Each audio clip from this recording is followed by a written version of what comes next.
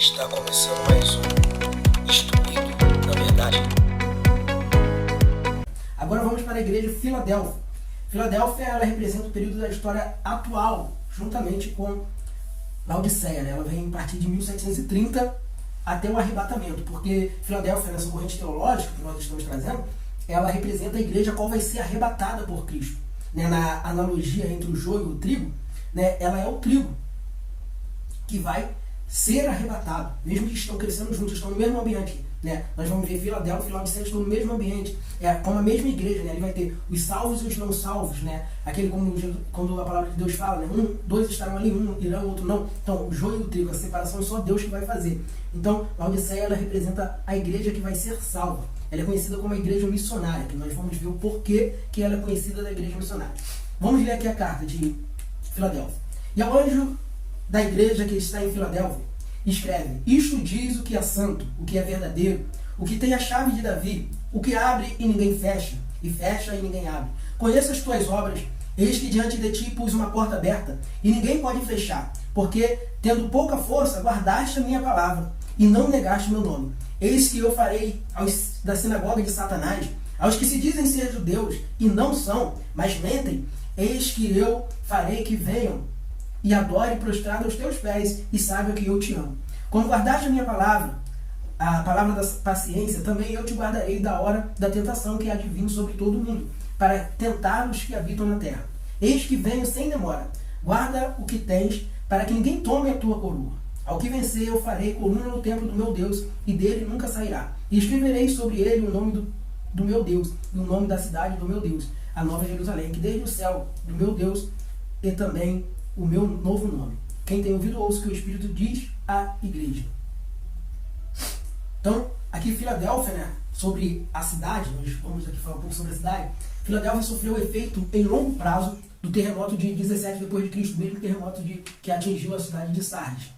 E de maneira que as pessoas planejavam o futuro com terremotos em mente. Embora haja pouca evidência extra-bíblica de uma comunidade judaica na cidade, a carta indica uma situação semelhante de Esmirna.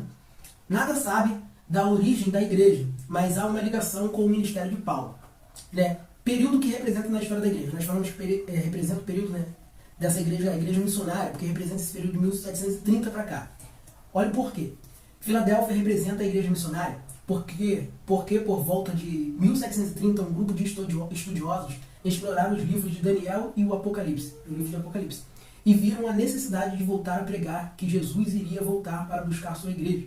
Igreja essa que tinha que ser separada do pecado. E com isso vários grupos saíram do mundo afora, trazendo avivamento à mensagem que Jesus voltará para buscar a sua igreja. Ela representa esse período que a igreja voltou a anunciar, porque já não era mais pregado a volta de Cristo. Não era mais pregado que Jesus iria buscar uma igreja santa, separada.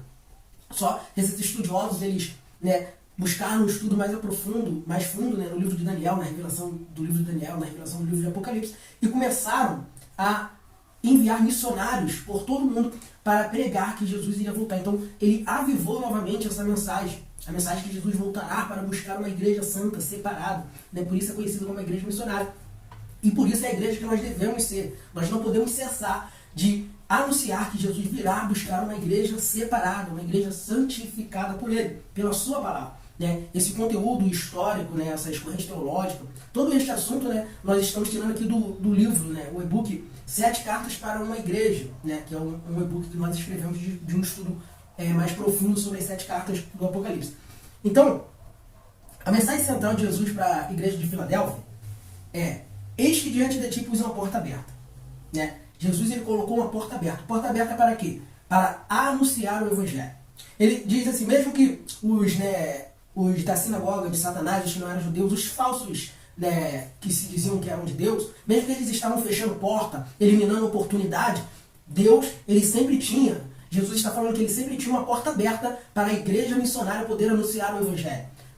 E nós temos que atualizar isso na nossa vida. Independente das portas que aparentemente estão se fechando, pessoas que estão tentando parar o seu ministério, coisas, acontecimentos, até mesmo o inimigo tentando colocar na tua mente que você tem que parar, que não precisa mais entregar a mensagem. Jesus, ele está dizendo na sua palavra que sempre terá diante de você uma porta aberta para você entregar a mensagem a qual você carrega, para você entregar a mensagem a qual ele te confiou, a qual ele colocou dentro de você para você entregar e alcançar as pessoas. Né? Você, como uma igreja, né, dos dias de hoje, a igreja missionária, nós temos que atualizar isso e aproveitar cada porta aberta para anunciar que Jesus, ele vai voltar para buscar uma igreja separada.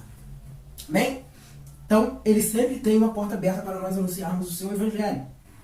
Outro ponto aqui, a forma que Jesus se apresenta. Jesus, né, se apresenta como o Cristo que abre a porta para a evangelização, como nós falamos. Qualidades. Guardaste a minha palavra, não negaste o meu nome. Né? Essa igreja ela tinha essa qualidade que ela guardou a palavra e não negou o nome de Jesus. O interessante é que ela não tem defeitos apontados por Cristo.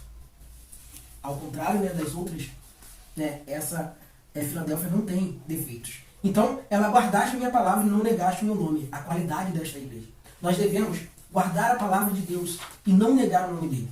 Aonde nós formos, por isso, nós carregamos esta mensagem. Entenda isso. Nós carregamos uma mensagem. Deus, Jesus, ele coloca diante de nós uma porta aberta. Então nós temos que aproveitar cada oportunidade.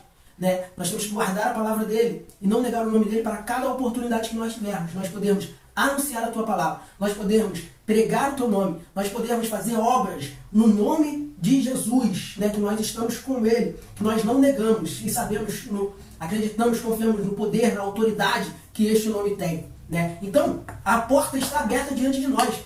Cabe a nós agora aproveitar cada oportunidade e anunciar, entregar a mensagem que nós carregamos. Por isso nós temos que guardar a palavra, para entregarmos esta mensagem e pessoas serem alcançadas pelo Evangelho de Cristo. Nós somos a igreja que representa o trigo no meio do joio e nós temos que fazer a diferença. Nós temos que mostrar que nós somos sal, nós somos luz, nós somos árvore, né? Então nós temos que causar sede na vida da pessoa, sede de Deus. Nós temos que, né, iluminar caminhos que levam a Deus, para as pessoas irem até Deus. E como árvore, nós temos que dar frutos, né, para as pessoas serem alimentadas com aquilo que vem de Deus, para as pessoas terem conforto daquilo que vem de Deus, né, refúgio em Deus. Então, atualize, este foi o terceiro episódio da série, 7 cartas do Apocalipse. No próximo episódio, o último episódio, nós vamos estar encerrando, falando da igreja de Laodiceia, a igreja também dos dias de hoje, a igreja que representa o joio, né, crescendo junto com o trigo, crescendo junto com Filadélfia. E nessa igreja nós vamos ter grandes revelações nesta carta, neste episódio,